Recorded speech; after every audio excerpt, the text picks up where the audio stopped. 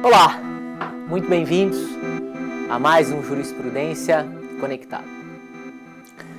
Eu hoje tenho o prazer de estar aqui com vocês. A gente está entrando ao vivo. Estávamos acertando os últimos detalhes para poder entrar ao vivo para falar um pouquinho sobre alienação fiduciária. Estou aqui ajustando a minha página para poder compartilhar também a nossa aula. Vou pedir para todo mundo que estiver assistindo para entrar nessa com a gente, compartilhar essa nossa sementinha que é a Jurisprudência Conectada. Estive aqui no primeiro encontro para iniciar os trabalhos, conto com a ajuda de uma série de professores.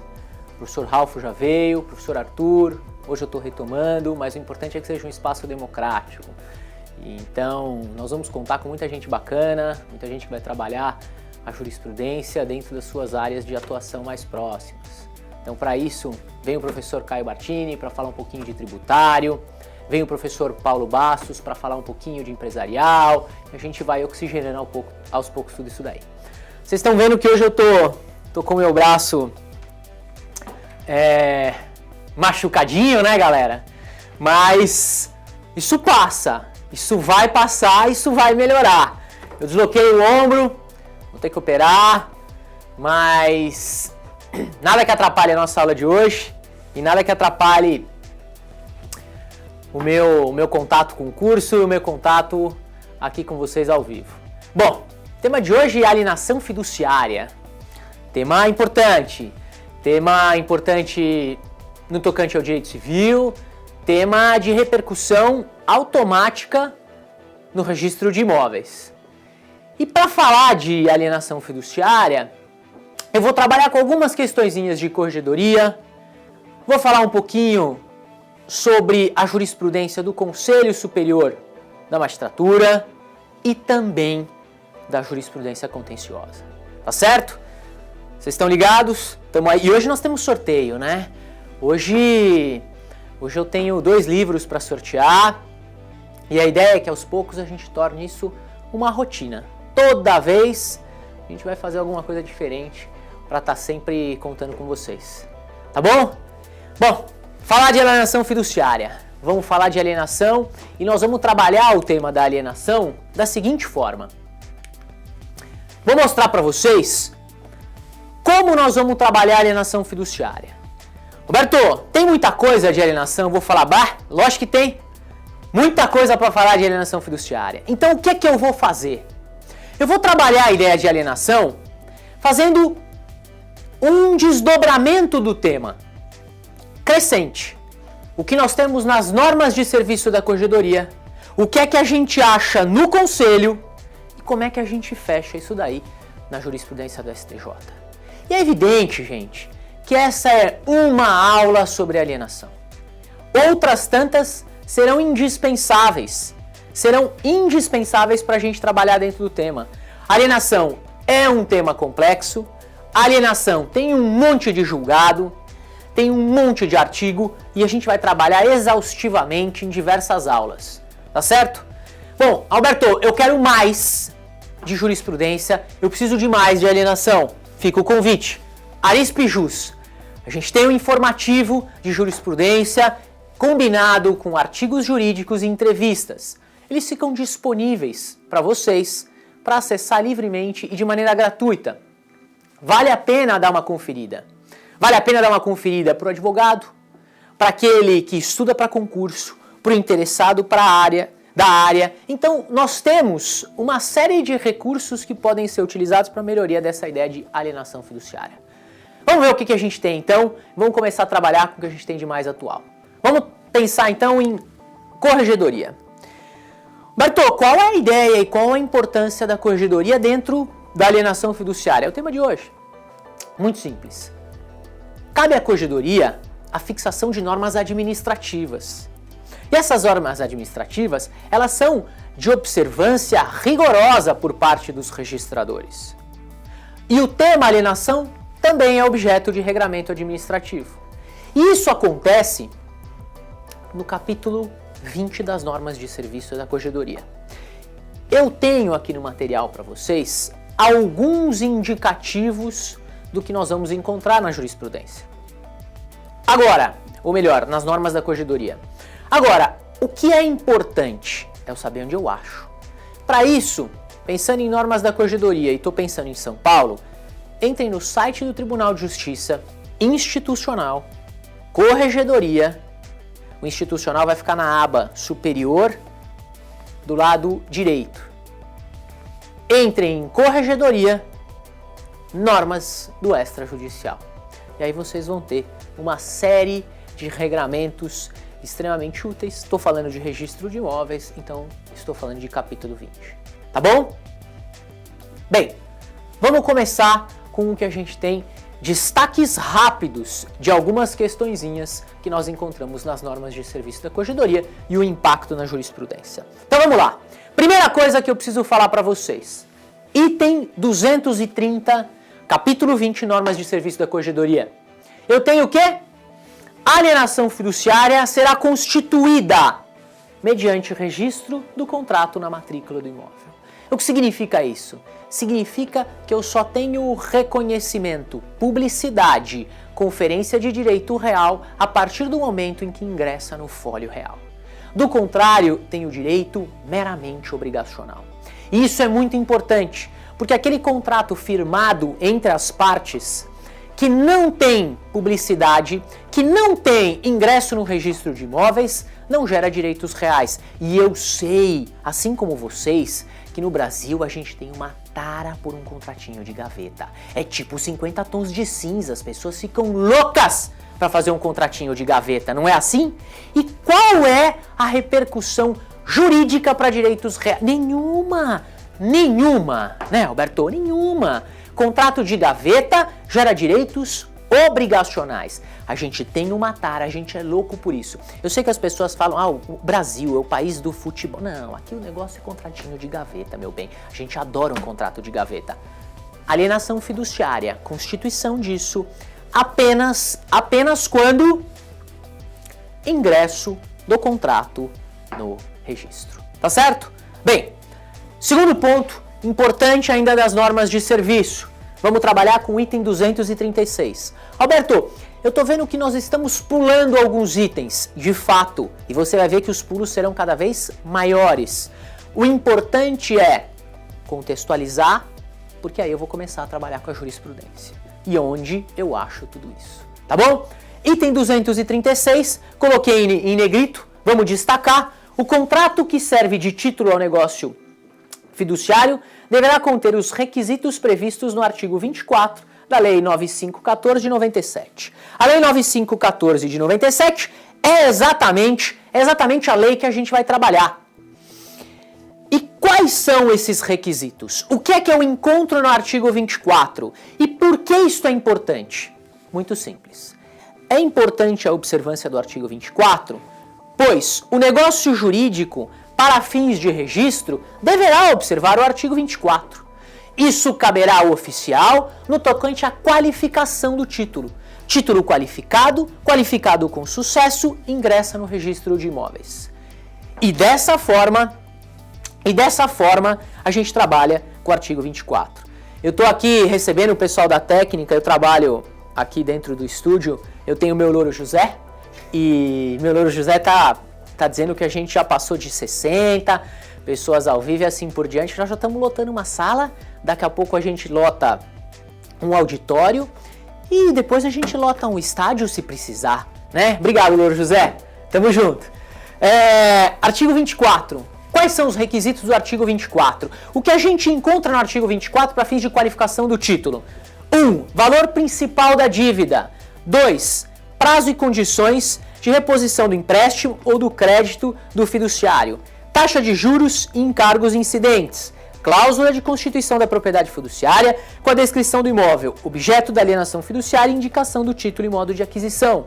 A cláusula que assegura ao fiduciante, enquanto adimplente, a livre utilização, por sua conta e risco, do imóvel objeto da alienação fiduciária. Mais do que isso, a indicação para efeito de venda em público leilão do valor do imóvel e dos critérios para a respectiva revisão. A cláusula que dispõe sobre o procedimento de eventual leilão do imóvel alienado, fiduciariamente, bem como o prazo de carência a ser observado antes que seja expedida a intimação para a purgação da mora ao devedor ou fiduciante inadimplente. Requisitos do artigo 24 são obrigatórios, tá certo? E serão obrigatórios e farão parte da qualificação do título pelo oficial. Que mais eu tenho, Alberto? Item 237. A gente vai falando rápido porque esses itens eles estão todos na norma e a gente tem não só o meu destaque aqui, mas a possibilidade de consulta de maneira permanente e diária. Item 237.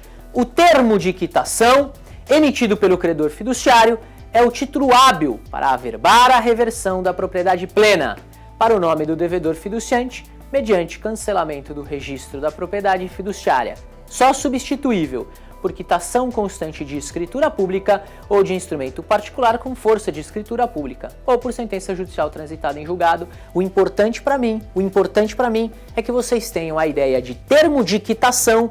Termo de quitação do negócio jurídico é passível de averbação, com a finalidade de reversão da propriedade plena, ok? Isso é importante pra gente. Legal? O que mais é importante? Dentro dessa análise bem rápida, bem batida dos itens das normas. Item 238. Acompanhem comigo no material. Item 238.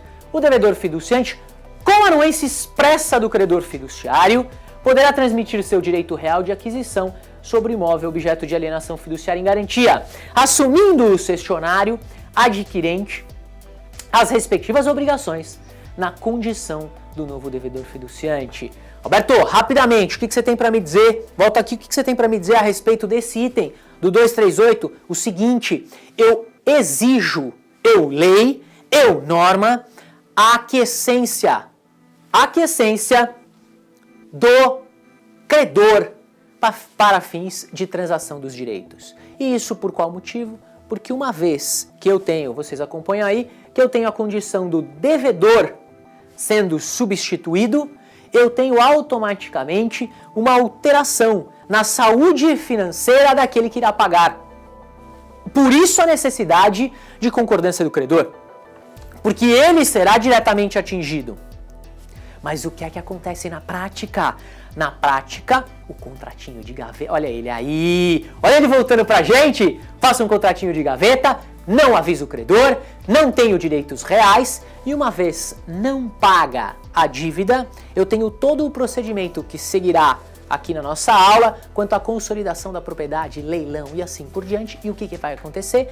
Aquele do contratinho de gaveta vai se ver obstado de usufruir a coisa, porque direito real ele nunca teve. E aí o que sobra a ele? Direitos obrigacionais com aquele que fez o contratinho de gaveta com ele. Trazendo isso para o sertanejo, universitário, eu diria, pode chorar, eu não volto para você. Ele não mais exercerá os seus direitos possessórios, porque é o que ele tem com base num contrato de gaveta. Tá certo? Vamos voltar para cá, vamos trabalhar com o item 239. Item 239 das normas. O título que instrumenta a transferência de direitos e obrigações deverá ingressar para ato de averbação na matrícula do imóvel, cabendo ao oficial observar a regularidade do recolhimento dos impostos de transmissão. Bom, o que é que eu tenho no item 239 de destaque? A indicação do ato de averbação, do título que instrumentaliza essa transferência, cabendo sim ao oficial a regularidade do recolhimento do imposto de transmissão. Então, portanto, eu tenho uma qualificação do instrumento. Legal? Item 240.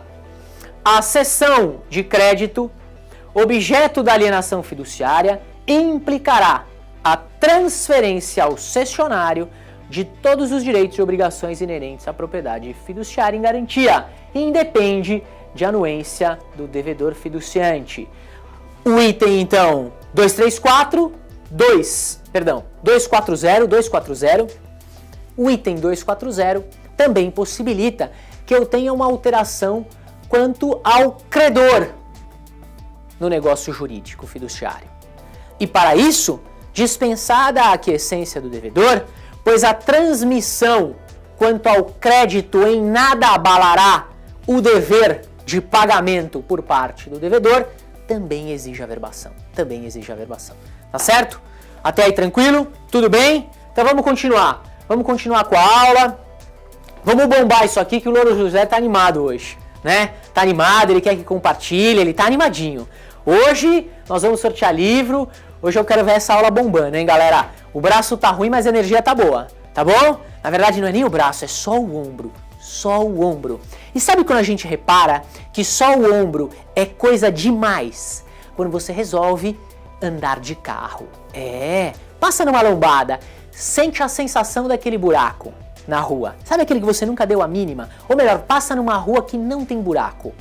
Mas as ondulações do dia a dia, eles levantam o ombro, eles descem o ombro e você chora acompanhando esse movimento maravilhoso nas ruas da capital de São Paulo, né? Que maravilha, como a estrada é boa, como a rua é boa, sente isso, sente o momento. Quer passar, hoje assim, você quer passar por uma emoção forte? Hein, Alberto? Eu falei, eu quero. Então sai de carro, dá uma volta no quarteirão. É um agito que vocês não têm ideia, tá certo? Vamos continuar nas normas para poder entrar na jurisprudência agora. Vamos lá, item 242, vamos trabalhar, joga para mim no material, intimações e consolidação da propriedade fiduciária. Do requerimento do credor fiduciário, do requerimento do credor fiduciário, dirigido ao oficial do registro, devem constar as seguintes informações. E aí, eu estou trabalhando com quais as informações? E vou falar muito rápido do que a gente encontra no 242. A gente tem lá número do CPF e o nome do devedor fiduciante, ainda que dispensada a indicação de outros dados qualificativos, endereço residencial atual e anterior, endereço comercial, declaração que decorreu o prazo de carência estipulada no contrato, demonstrativo do débito e projeção de valores para pagamento da dívida ou do valor total a ser pago pelo fiduciante por períodos de vencimento, número do CPF, nome do credor fiduciário, dispensada a indicação de outros dados, comprovante de representação legal do credor fiduciário pelo signatário do requerimento, quando for o caso, tá? Então o item 242, ele traz exatamente essa noção, a indispensabilidade deste requerimento formulado com estes requisitos obrigatórios que serão objetos de análise, sem dúvida, serão objetos de análise pelo nosso registrador. Item 2421, no demonstrativo do débito ou na projeção da dívida é vedada a inclusão de valores que correspondam ao vencimento antecipado da obrigação. Deixei em negrito, deixei destacada essa necessidade de observância de débito apenas atualizado no tocante à projeção da dívida, sendo vedada a inclusão de valores quanto a vencimento antecipado, ok? 242.2. Não cabe ao oficial de registro de imóveis examinar a regularidade do cálculo, salvo na hipótese dessa inclusão de verbas no tocante à antecipação ou vencimento antecipado da obrigação. Então isso é importante. Eu tenho uma análise, Alberto, do registrador quanto à qualificação do pedido da consolidação? Não tenho. A única coisa que eu tenho quanto a valores é a observância, segundo as normas da corregedoria, pelo oficial, para que observe se há ou não a inclusão de valores que correspondam ao vencimento antecipado da obrigação. Tá certo? Vamos continuar. Item 242.3. Item 242.3. O terceiro que prestou garantia também será intimado para pagamento em caso de mora do fiduciante. 26, parágrafo 1º da nossa Lei 9514 de 97, ok? Então eu tenho o terceiro que prestou garantia também sendo intimado para fins de consolidação. E aí vocês podem estar pensando o seguinte, Alberto, mas por que eu tenho que ter essas observâncias todas? Quais os cuidados? Simples, isso serve para todo mundo. Serve para cuidados ao registrador, para fins de consolidação da propriedade de maneira perfeita. Ao requerente, para a segurança do negócio jurídico. Requerente, segurança do negócio jurídico. Porque ele fala, bom, feita a consolidação de maneira segura, nós temos o quê? feita de maneira segura, nós temos aqui a tranquilidade que não haverá uma ação judicial, ok? Outro ponto importante. Ah, meu Louro José, estamos bombando, é isso? Que bacana, legal, hein? Mais de 100 pessoas aí ao vivo, muito bom, muito bom. Vamos continuar só com mais um detalhe a respeito dessa segurança. O terceiro, uma vez intimado, ele também poderá pagar pela dívida e não haverá a consolidação da propriedade, ok? Bom, qual o procedimento que eu acho? E agora sim, agora nós vamos falar com a jurisprudência. Agora nós vamos começar a conversar rapidamente com alguns julgados que eu acho importante. Vamos trabalhar com o procedimento rapidamente. Nós temos requerimento pelo credor ao oficial. Então o credor interessado requer ao oficial consolidação da propriedade. Observado o 242, já falamos deles. Segundo, prenotado e em ordem o requerimento, deverá, pelo oficial, ser autuado com as peças que o acompanharam, formando um processo para cada execução extrajudicial.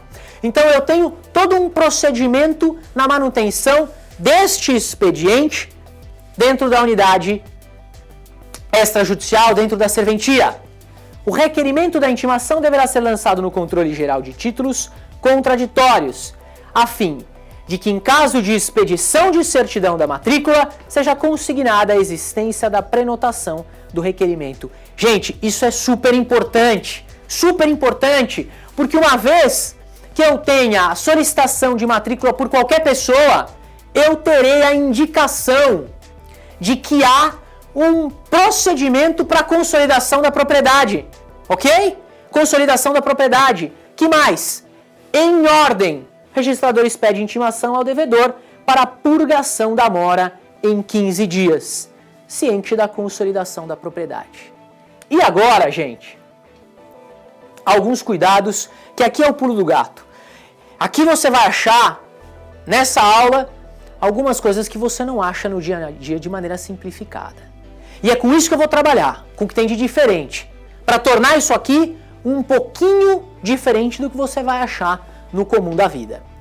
Para falar disso, e fazendo essa pequena nota, a qual não merece tanto destaque no tocante ao demonstrativo do débito, fica no material para vocês, eu quero trabalhar com a ideia da intimação pessoal. Nós temos a seguinte situação: intimação pessoal pelo serviço do extrajudicial, pessoa física ou jurídica, representantes legais. Eu tenho alguns cuidados, mas antes de cuidados, vou trabalhar com um julgado para vocês aqui. Gostaria que vocês anotassem por gentileza, o recurso especial 15.31.144. Então eu estou falando em 15.31.144, Pernambuco, recurso especial do STJ. Ministro Moura Ribeiro, foi outrora já desembargador do Tribunal de Justiça de São Paulo. Ministro Moura Ribeiro, julgador da terceira turma do STJ, julgado 15 de março de 2016. 15 de março de 2016. Tem o que nesse julgado? A intimação sempre pessoal pode ser realizada de 3 maneiras. Primeira maneira, por solicitação do oficial do registro de imóveis. 2, por oficial do registro de títulos e documentos da comarca da situação do imóvel ou do domicílio de quem deva recebê-la. Terceira hipótese, pelo correio com aviso de recebimento, sendo essa a melhor interpretação da norma contida no artigo 26, parágrafo 3º da 9514 de 97. O que é que o STJ decidiu e o que é que o ministro fez questão de destacar em sua ementa?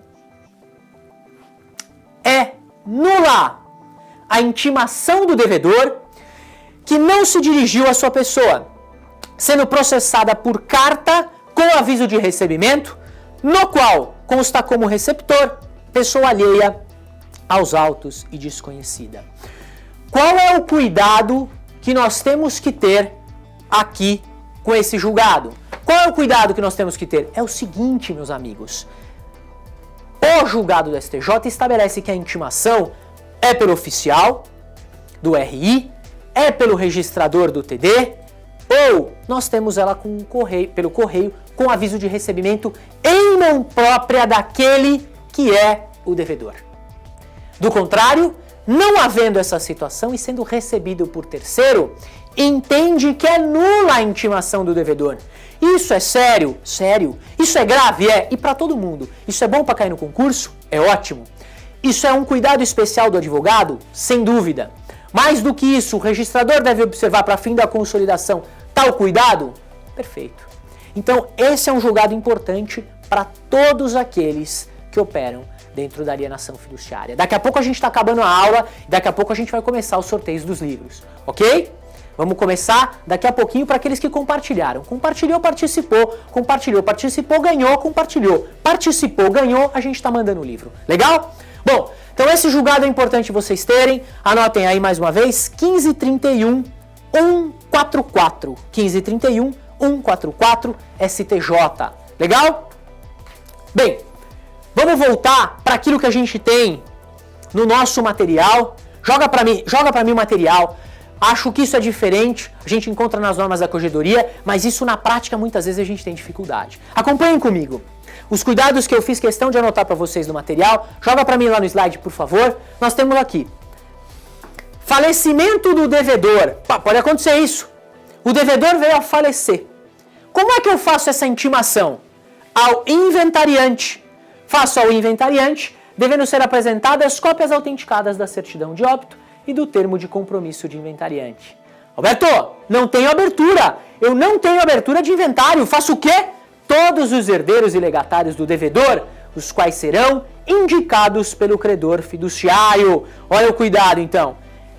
Recusa em assinar a intimação. Havendo recusa em assinar a intimação, eu tenho a possibilidade de que o registrador certifique que o ato de fato foi realizado sem qualquer observância por parte do registrado, por parte do devedor. O devedor não quis assinar, tá certo?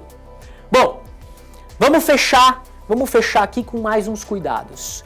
E aqui são os últimos cuidados para a gente fechar a nossa aula. Eu sei que eu já falei demais, vocês já estão cansados e o bom orador é aquele que sabe a hora de parar. Sabe a hora de parar. E aqui não tem mimimi, não é porque o braço está doendo, não. É só para não falar mais do que vocês podem aguentar e deixar para a próxima aula mais coisas sobre alienação. Mas eu vou fechar com esse material, com esse slide aqui a nossa aula de hoje. Que é a seguinte: existe a possibilidade de intimação pessoal e essa é a melhor opção. Ok, já falamos do julgado. Segundo ponto, existe a possibilidade de intimação por edital. Eu vou dizer sim, sim. Citação, ou melhor, intimação por edital, perfeito, diante da impossibilidade de localização. Intimação por edital. Mas eu tenho um outro detalhe, e aqui mais um ponto de destaque na nossa aula, que é a previsão administrativa de intimação por hora certa. O que é que eu tenho, Roberto? Eu tenho a possibilidade de intimação por hora certa dentro da alienação fiduciária? Quando eu tenho hipótese de ocultação do devedor, ele se esconde de tudo, se esconde de todos, ele se esconde de absolutamente qualquer pessoa, se esconde até da mulher, ele faz o que ele pode para assumir. E aí? A lei não prevê expressamente a intimação por hora certa, ela não prevê. Então, qual foi a saída administrativa? Bom, eu tenho intimação pessoal, que é real.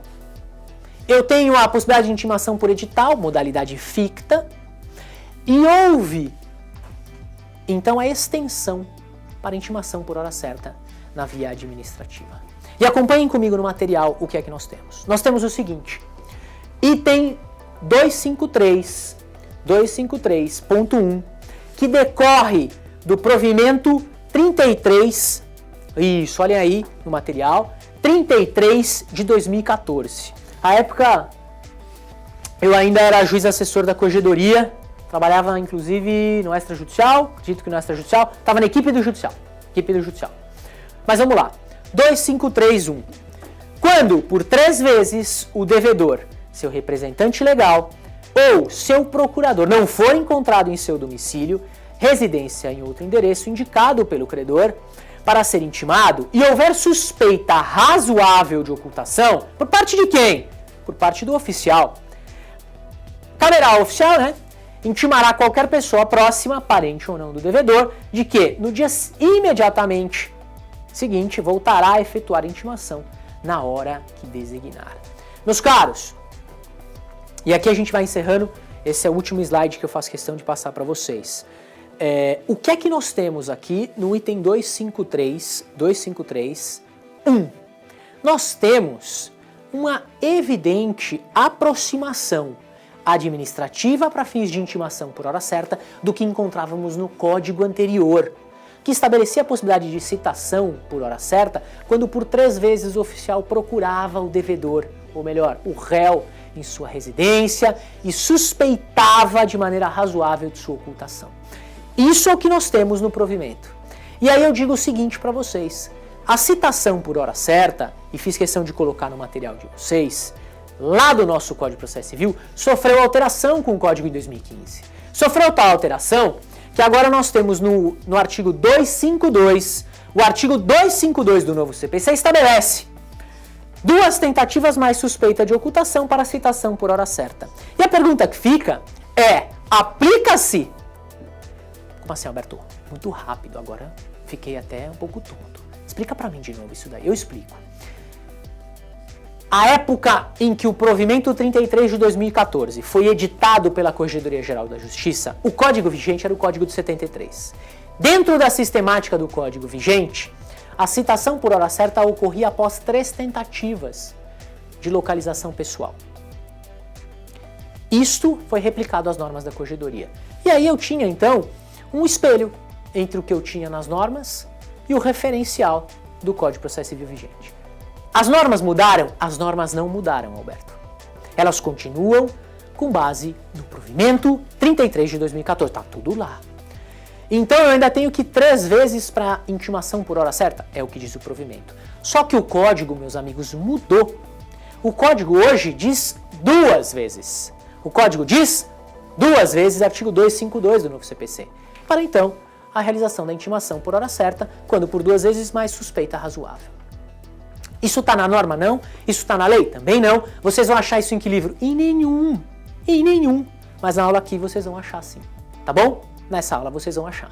E eu vou dizer o seguinte, eu tenho, obrigatoriamente, que lembrar que há uma responsabilidade do registrador no tocante à observância das normas. Então dificilmente nós vamos ter essa aplicação automática do novo CPC quando as normas dizem o contrário. Acho sim que cabe uma provocação para que ocorra a revisão, neste ponto, das normas de serviço da Corregedoria. E fico muito à vontade para dizer isso, porque a aula está sendo ao vivo hoje, mas eu garanto que na revisão e na última atualização das normas no site do tribunal, vocês podem acompanhar, foi no dia 11 de outubro de 2016, constava exatamente este item com essa redação. Precisamos alterar a norma administrativa? Precisamos, para adequá-la ao novo código e exigir então 2 intimações?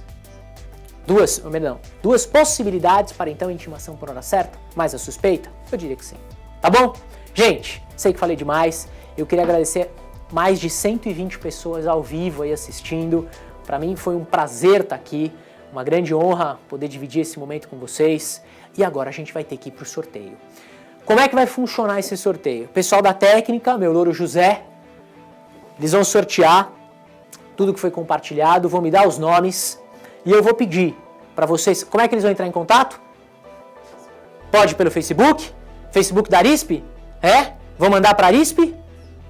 Então, aqui no Facebook, vocês mandam na Arisp ou podem me mandar pelo Messenger os endereços para a gente poder encaminhar. Vamos lá. Eu tenho aqui... Legal. Lael Dourado, é isso? Lael Dourado e Valéria Thanos. Legal. São os dois sorteados? Então, legal. Lael e a Valéria, eu vou pedir para vocês entrarem em contato, para vocês mandarem para a Arisp o endereço que a gente vai encaminhar. Ah, a gente vai entrar em contato? Show, ó, melhor ainda. Falar, sim que é bom, viu? Eu tô com o braço machucado, mas quem é paparicado aqui são vocês. Fico feliz, que bom, espero que vocês aproveitem o livro sobre noções gerais de registros públicos. Eu agradeço estar aqui, agradeço a energia, queria agradecer o pessoal que está dando uma força na aula. Meu louro José, Felipe, obrigado. Tamo junto. Semana que vem sou eu que vou estar aqui para continuar falando de alienação fiduciária. Ah, então quer dizer que semana que vem a gente acaba a alienação fiduciária? Lógico que não, né, meu bem? Só vou trazer mais questões. O importante é a atualidade. E a atualidade é reciclagem constante. Legal? Obrigado, foi show. Até a próxima. Semana que vem tamo junto. Valeu, obrigado, tchau, tchau.